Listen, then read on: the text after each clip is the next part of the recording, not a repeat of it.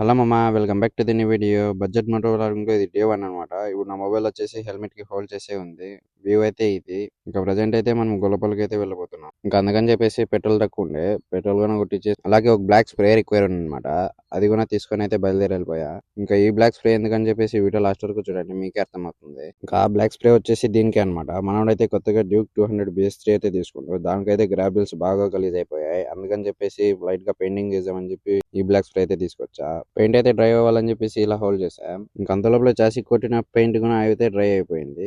ఇదైతే లైట్ గా touch up గా అయితే యూస్ చేయను.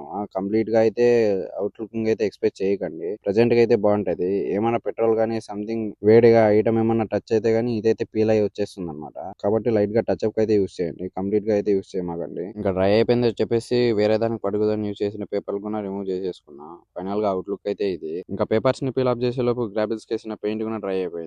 మీకు ఈ క్వశ్చన్ ఆన్సర్ తెలిసి కామెంట్ డౌన్ అయితే చేయండి. సగం కేటీఎం ఐటమ్స్ పైన బజాజ్ అని అయితే ఉంటది, సగం బజాజ్ ఐటమ్స్ పైన కేటీఎం అని అయితే ఉంటది. దీనిపైన చూస్తే బజాజ్ అని అయితే ఉంది. మరి నా బండికి వచ్చిన ఆయిల్ ఫిల్టర్ చూసుకుంటే కేటీఎం అనేది లోగో ప్రింట్ అయితే ఉంది. దీని లాజిక్ తెలిసింటే పక్క కామెంట్ డౌన్ అయితే చేయండి మామ. ఇంకా పెయింట్ అయితే డ్రై అయిపోయిందని చెప్పేసి ఎలా రిమూవ్ చేసామో అలానే ఫిట్ చేసేసాం.